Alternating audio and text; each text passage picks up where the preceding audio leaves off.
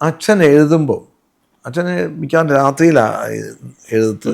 അങ്ങനെ എഴുതി ചിലപ്പം ഞാൻ ഇടയ്ക്കൊക്കെ വന്ന് നോക്കുമ്പോഴൊക്കെ ഒരു ഒറ്റ ഫ്ലോയിൽ അങ്ങ് എഴുതുക. പക്ഷേ ഇടയ്ക്ക് ചിലപ്പം ഈ ഇങ്ങനെ ഇങ്ങനെ ഇരുന്നുകൊണ്ട് എഴുതും. ചിലപ്പോൾ ഇങ്ങനെ വന്നിട്ട് ഇങ്ങനെ ഇരിക്കും. അപ്പം ഈ പേന ഇങ്ങനെ ഇവിടെ തന്നെ ഇരിക്കും. പക്ഷെ അപ്പം ഈ വിരൽ കൊണ്ട് ഇങ്ങനെ ചിലപ്പോൾ ചില ചിരിയൊക്കെ വരും പുള്ളി. എന്നിട്ട് ചിരിച്ചിട്ടായിരിക്കും ചിലപ്പോൾ അടുത്ത് എഴുതാൻ. അപ്പം ഈ സംഭവം ഒരു ഓർമ്മപ്പെടുത്തൽ, അല്ല ഓർക്കാൻ വേണ്ടിയുള്ള ശ്രമം, മനസ്സിൻ്റെ ഒരു വോണ്ടറിങ്, ഇങ്ങനെയൊക്കെ അതെനിക്ക് പെട്ടെന്ന് തോന്നി. ഞാൻ അത് മാത്രമാണ് എൻ്റെ സ്വിച്ച്. ഇത് ഞാൻ ഈ കഥാപാത്രം എനിക്ക് ഓർമ്മയിലേക്ക് മറവിയിലേക്ക് പോകും. അത് മറവി ഓർത്തെടുക്കാൻ ശ്രമിക്കും. പിന്നെ ഒരു വോണ്ടറിങ് മൈൻഡ്. അപ്പോൾ വോണ്ടറിങ് മൈൻഡ് കണ്ണിൻ്റെ ദൃഷ്ടിയൊക്കെ അങ്ങോട്ട് പോകും. പിന്നെ ഇയാൾ എല്ലാവരിൽ നിന്നും ഇയാളെ ആരും അറിയരുതെന്നുള്ള തോന്നണം. അപ്പോൾ ആരെയും ഫേസ് ചെയ്യല്ല പുള്ളി. ഇങ്ങനെ ഒന്ന് രണ്ട് കാര്യങ്ങളാണ്. പിന്നെ ഇത് ടെൻഷൻ കൂടുന്തോറും ഈ കറക്കം കൂടും, വിരലുകൾക്കാവും. പിന്നെ ഈ വിരലുകൾ നിൽക്കാതാകുമ്പോൾ ഇത് തമ്മിൽ കൂട്ടിട്ട് ഒരു വിരല നിൽക്കുമ്പോൾ രണ്ട് കൈയിലേക്കും ആകും. മൊത്തം ബോഡി വ്യാപിക്കും. അങ്ങനെയാണ് ഇതിൻ്റെ ഒരു പ്രോസസ്സ്. ഇതൊന്നും ഞാൻ മുൻകൂട്ടി കരുതിക്കൂട്ടി ചെയ്ത് അങ്ങനെ സംഭവിക്കുന്നത്. അതെങ്ങനെയാണ് എപ്പോഴാണ് എങ്ങനെയാണ് കുഞ്ഞ് ജനിക്കാന്ന് ചോദിക്കുന്ന പോലെ എപ്പോഴും സംഭവിക്കുന്ന നമുക്ക് എപ്പോഴെങ്കിലും ഒരു തോന്നലുണ്ടാകുന്നതാണ്. അത് പല നമ്മുടെ ജീവിതത്തിൽ കണ്ടു മറന്നതായതോ അല്ലെങ്കിൽ ഇത് കേട്ട് കഴിയുമ്പോൾ നമ്മളെ ഇങ്ങനെ ഹോണ്ട് ചെയ്യും. അത് നമ്മൾ കുത്തിയിരുന്നിട്ട് ഞാൻ ഇന്നുവരെ ഒരു കഥാപാത്രത്തിന് കുത്തിയിരുന്നിട്ട് അയാളെന്താ അങ്ങനെയൊന്നും ആലോചിച്ചിട്ടേ ഇല്ല. അങ്ങനെയല്ല സംഭവിക്കുന്നത്. അത് സംഭവിക്കുന്നതാണ്. ഈ സംഭവിക്കുന്നത് നമുക്ക് ഇത് തന്നെയാണല്ലോ എൻ്റെ ജോലി, എൻ്റെ പ്രൊഫഷനാണ്, എൻ്റെ പാഷനാണ്, എൻ്റെ എല്ലാം ഈ അഭിനയിക്കുക എന്നുള്ളത്. ഞാൻ പിന്നെ ഒരാളെ കണ്ടു കഴിഞ്ഞാൽ പെട്ടെന്ന് എനിക്ക് ചില സാധാരണക്കാരൊരാളെ കാണുന്ന പോലെ അല്ല ഞാൻ കാണുന്നത്. എനിക്ക് വ്യത്യാസമുണ്ട്. പെട്ടെന്ന് നമ്മുടെ മനസ്സിൽ ചില കാര്യങ്ങളൊക്കെ പതിയും.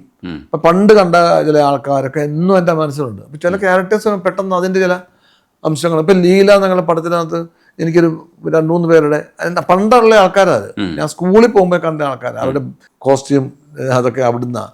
പിന്നെ ഞാൻ കോളേജിൽ പഠിച്ചപ്പം എൻ്റെ കൂടെ പഠിച്ച പയ്യനുണ്ടായിരുന്നു, ഭയങ്കര അഹങ്കാരിയായ ഒരു പയ്യനുണ്ടായിരുന്നു. ഇഷ്ടം പോലെ പൈസയൊക്കെ ഉണ്ട്. അവനിങ്ങനെ മുണ്ടൊക്കെ ഇങ്ങനെ പിടിച്ചിട്ട് മറ്റേ 555 സിഗരറ്റൊക്കെ ഒരു പാക്കറ്റൊക്കെ പിടിച്ചിട്ട് ഇങ്ങനെ വിരിഞ്ഞ് നടക്കും. ശരിക്കും പറഞ്ഞാൽ അതാണ് ചേറാടിക്കറിയ എന്നുള്ള ക്യാരക്ടറിന്റെ ബേസ്. അതാ പറഞ്ഞാൽ വിശ്വസിക്കുക എല്ലാവരും. അപ്പം നമുക്ക് പെട്ടെന്ന് ചിലതിലേക്ക് കണക്ട് ചെയ്യാൻ പറ്റും. അങ്ങനെ ഇന്ന ആളിനെ പോലെ തന്നെയാണെന്ന് വെച്ചാൽ ഒരാളെ കണ്ടോണ്ട് അതുപോലെ ചെയ്യുന്നതല്ല. പല അംശങ്ങളാണ്, പല ക്യാരക്ടേഴ്സിന്റെ പല അംശങ്ങൾ കൂട്ടി ചേരുമ്പോഴാണ് ഒന്നായത്. Character is not one but a multitude എന്ന് പറയും. പലതാണ്. ആ പല അംശങ്ങൾ കൂട്ടിയിട്ടാണ് ഒന്നുണ്ടാകുന്നത്. അത് സംഭവിക്കുന്നതാണ്. പക്ഷേ ലീലയിൽ ഈ കുട്ടിയപ്പൻ്റെ പുറകെ നടക്കുന്ന മനുഷ്യനെ, ആ മനുഷ്യനൊരു സ്വഭാവ സവിശേഷതകളും ആകുലതകളും ഉണ്ട്. ഈ മനുഷ്യൻ ചെയ്യുന്നതിനോട് എതിർപ്പുണ്ട് പല കാര്യത്തിലും. പക്ഷെ ഇതൊന്നും പ്രകടിപ്പിക്കാൻ പറ്റുന്ന ജസ്റ്റേഴ്സോ ഒരു ആംഗ്യഭാഷയോ ഈ മനുഷ്യനില്ല. പാവത്താനാണ്. ആ ക്യാരക്ടറിനെ കൺസീവ് ചെയ്യുന്ന സമയത്ത് എനിക്ക് തോന്നുന്നു ഏറ്റവും നല്ല രൂപമാറ്റങ്ങളിലേക്ക് വന്ന ഒരു ക്യാരക്ടറാണത്. എന്ന് വെച്ചാൽ വിജയരാഘവൻ എന്ന് പറയുന്ന ഒരു മനുഷ്യൻ അതിനകത്തില്ല. ആ ക്യാരക്ടർ മാത്രമേ ഉള്ളൂ.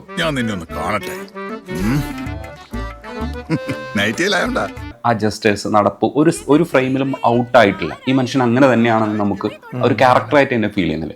ഇതിന് ചെറിയ ശ്രമം പോരാ. ഞാൻ മനസ്സിലാക്കുന്ന ഇതിനകത്തൊരു ഹോംവർക്ക് ഉണ്ടാവണം. ഹോംവർക്ക് അല്ല ഞാൻ പറഞ്ഞ, ഹോംവർക്ക് ഉണ്ട് ഡെഫിനറ്റ്ലി. പക്ഷെ അത് ഞാൻ പറഞ്ഞു ഇരുന്ന് ചിന്തിച്ചിട്ട് ഇപ്പം ഞാൻ എന്നോട് പറഞ്ഞു കഴിഞ്ഞാൽ ഞാൻ മുറി പോയത് ഇങ്ങനെ ആലോചിച്ചുണ്ടാക്കുന്നതല്ല. അതെൻ്റെ യാത്രയിലോ ചിലപ്പോൾ ഞാൻ ബാത്റൂമിൽ പോകുമ്പോഴോ അല്ലെങ്കിൽ കുളിക്കുമ്പോഴോ അങ്ങനെ ഏതെങ്കിലും സമയത്ത് ആണ് ഓരോ ചെറിയൊരു സാധനം കിട്ടുന്നത്. ലീലയിലെ പിള്ളേച്ചെന്ന സാധനം എന്നോട് രഞ്ജിത്ത് വായിക്കാൻ പറഞ്ഞു. ആ പുസ്തകം ഞാനിത് ഓൾറെഡി വായിച്ചിട്ടുള്ള ഉണ്ണിയാർ അടുത്ത വീട് കുടമാളൂര്. ഞാനും ഉണ്ണിയാർ വളരെ അടുത്ത സുഹൃത്തുക്കളാണ്.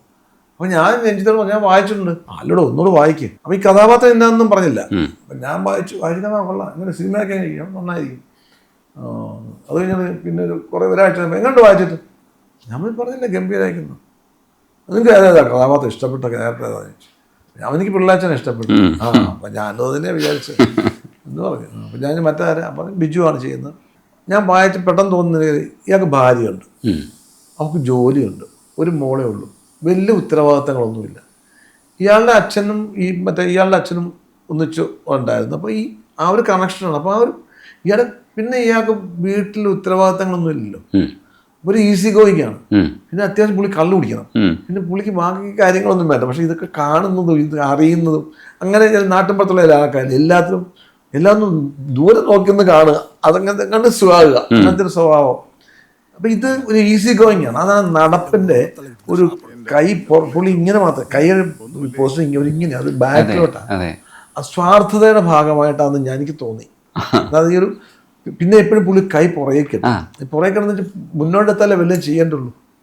ഇങ്ങനെ എടുത്താൽ പുള്ളിക്ക് ഒന്നും ചെയ്യാൻ മടിയനാണ്, ബേസിക്കാണ് മടിയനാണ്.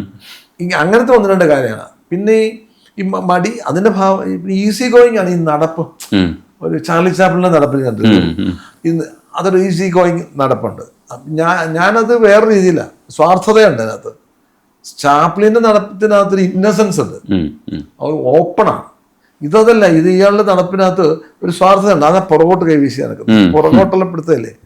അത് സ്വാർത്ഥതയുടെ ഒരു ലക്ഷണമായിട്ടാണ് ഞാൻ എങ്ങനെയോ മനസ്സിൽ കിടക്കുന്നത്. അല്ലായിരിക്കും അങ്ങനെ നടക്കുന്നതല്ല, സ്വാർത്ഥന്മാരെന്നല്ല. അപ്പം അങ്ങനെ ഒരു കാര്യം തോന്നി. പിന്നെ ഈ പറഞ്ഞില്ലേ ഇയാൾ മടിയനും, മുണ്ട് രാവിലെ ഉടുത്ത് ഇങ്ങോട്ട് മടക്കി കുത്തി കെട്ടിക്കഴിഞ്ഞാൽ ഷർട്ട് പുറത്തിട്ട് കഴിഞ്ഞാൽ പിന്നെ മടക്കുത്ത് അഴിക്കണ്ടല്ലോ. മറ്റാണ് മടക്കുത്തണം, അഴിക്കണം, മുണ്ട് താന്ന് കിടന്നാൽ കൈ കൊണ്ട് പിടിക്കുകയൊക്കെ, ഇതൊന്നും വേണ്ട. കൈ കൃത്യമായിട്ട് ഇവിടെ മടക്കി വെച്ച് കഴിഞ്ഞാൽ സ്വസ്ഥം. അത് ഞാൻ പണ്ട് സ്കൂളിൽ പോകുമ്പോൾ ഞങ്ങളെ ഇവിടെ ഒരു ഓവർസിയർ ഉണ്ടായിരുന്നു, രാമേശ്വരത്തേന്നുണ്ടായിരുന്നു. പുള്ളിയുടെ ഡ്രസ് കോഡ് ഇതാ, പുറത്തൂടെ ഷർട്ട് ഇട്ടേക്കും, ഇങ്ങനെ പഠിക്കും. പിന്നെ പുള്ളിക്ക് വേറെ സംഭവം, അതാണ് എൻ്റെ മനസ്സിൽ ആദ്യം തോന്നിയത്. അതെല്ലാം ഞാൻ എടുത്തില്ല. പുള്ളി ഈ ടവല് ഷർട്ടിൻ്റെ പുറകെ വയ്ക്കും. അന്ന് എണ്ണ കണ്ടമാനം എണ്ണ വെച്ചിട്ട് ഇത് ഇവിടെ മുഴുവൻ കോളറെ മുഴുവൻ അഴുകി ഇങ്ങനെ ചെളി പിടിക്കും. അത് പിടിക്കാതിരിക്കാൻ വേണ്ടിയാണ് വെക്കുന്നത്.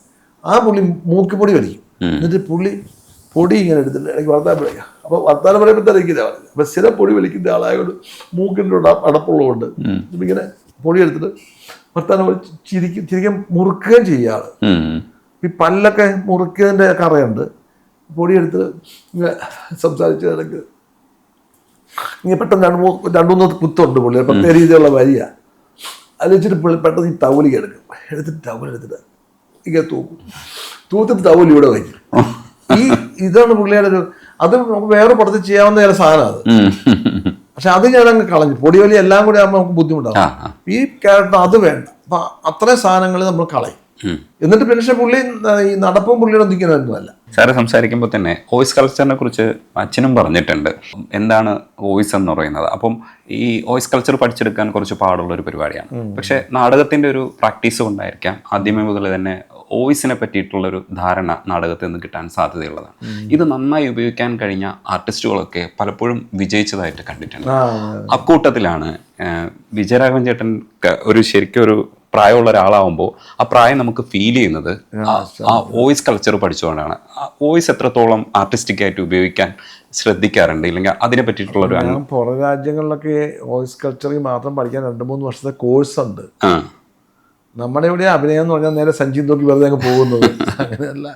ഇത് ശരിക്കും പറഞ്ഞാൽ ഒരുപാട് കാര്യങ്ങൾ അറിയാനുണ്ട്. എനിക്ക് പല കാര്യങ്ങളും എനിക്ക് ഭയങ്കര സംശയം. എനിക്കിത് ഇപ്പോൾ സിനിമയിൽ അഭിനയിക്കാന്ന് എനിക്ക് പേടിയാണ്. ആദ്യത്തെ ദിവസം ഒന്നും ആയി കിട്ടാൻ വേണ്ടിയിട്ട് പേടിയാണ്. അപ്പം എന്നോട് കുട്ടിയുടെ പേടിയുണ്ടോ? അപ്പം കൂടെയുള്ളൂ. ഞാൻ സത്യം എനിക്ക് പേടിയാണ്. എന്നെ ടെൻഷനാണ് എനിക്കപ്പം ദേഷ്യം വരും. മേക്കപ്പ് മാനോട് ഞാൻ വഴക്കുണ്ടാക്കും. അത് ശരിയല്ല, ഇത് ശരി എന്ന് വെച്ചാൽ എൻ്റെ ഇറിറ്റേറ്റഡായി ഞാൻ. എനിക്ക് അതൊന്നും ആയി കിട്ടാൻ വേണ്ടിയുള്ള എൻ്റെ കുഴപ്പം ഞാൻ പലരിലേക്കും ചാരുന്നതാണ്. അവനെ കുറ്റം ഇതിനെക്കുറിച്ച് ട്രസ്റ്റിങ്ങിനല്ല, ഇതൊന്നും ശരിയായി കിട്ടാനുള്ള എൻ്റെ കുഴപ്പമാണത്. അവർക്ക് എൻ്റെ കൂടെയുള്ള പിള്ളേർക്കൊക്കെ അറിയാം ഇതിൻ്റെ. നാടകത്തിൽ 90% നാടകം എന്ന് പറയുന്ന സംഭവം, നമ്മൾ ഇത് 100% ശരിയെന്നല്ല, 90% അതിൻ്റെ ഒരു വേറെ രീതിയിൽ ആലോചിച്ച് കഴിഞ്ഞാൽ ശബ്ദ നിയന്ത്രണം കൊണ്ടാണ് നാടകം പ്രേക്ഷകരിലേക്ക് എത്തുന്നത്. നമ്മളൊരു 3 റോയ്ക്ക് അപ്പുറം ഇരിക്കുന്നത് നമ്മുടെ ഫേഷ്യൽ എക്സ്പ്രഷൻ കാണാൻ പറ്റില്ല. നമ്മുടെ കണ്ണ് നിറയുന്നതോ ഒന്നും. പിന്നെ ശബ്ദം കൊണ്ടാണ് നമ്മൾ അത് എത്രമാത്രം ശബ്ദ നിയന്ത്രണം നമുക്ക് സാധിക്കുന്നു അത്രമാത്രം പ്രേക്ഷകരെ വിശ്വസിപ്പിക്കാൻ പറ്റും. ഫേഷ്യൽ എക്സ്പ്രഷൻ അത്രയും അവിടെ പ്രകടമായാലും അവർക്ക് കാണാൻ പറ്റില്ല, അവർക്ക് എത്തിപ്പിടിക്കാൻ പറ്റില്ല. ഒരു 5 റോ 6 റോ കഴിഞ്ഞാൽ അവന് അറിയില്ലല്ലോ നമ്മുടെ മുഖത്തെ മൈന്യൂട്ട്സ് എന്താണെന്നുള്ളത്. സിനിമ അതല്ലല്ലോ. സിനിമ നമ്മുടെ കണ്ണിലൊരു തിളക്കം ഉണ്ടായാൽ പോലും സിനിമയെ മനസ്സിലാവും. അത്ര ക്ലോസ് ആയിട്ട് വയ്ക്കുക. അപ്പം ഇതിന് നടനെ സംബന്ധിച്ച് അവൻ വോയിസ് കൾച്ചറിൽ നല്ല പോലെ അതിനെപ്പറ്റി കൺട്രോളുള്ള ഒരുത്തിന് മാത്രമേ നല്ല വ്യത്യസ്തമായ കഥാപാത്രം ചെയ്യാൻ പറ്റൂ. ഏറ്റവും വലിയ ഉദാഹരണം തിലകൻ ചേട്ടൻ്റെ ശബ്ദ നിയന്ത്രണമാണ് അദ്ദേഹത്തിന് ഏറ്റവും വലിയൊരു ആക്ടർ എന്നുള്ളതിന്. അദ്ദേഹത്തിന് ഏറ്റവും വലിയ പ്ലസ് സൗണ്ട് മോഡുലേഷനാണ്. അതുകൊണ്ടാണ് അദ്ദേഹം ഏറ്റവും കൂടുതൽ ക്യാരക്ടേഴ്സ് സൃഷ്ടിച്ചിരിക്കുന്നത് പോലും അങ്ങനെയാണ്. അല്ലാതെ വലിയ ബോഡി ലാംഗ്വേജ് ഭാഗം കൊണ്ടല്ല.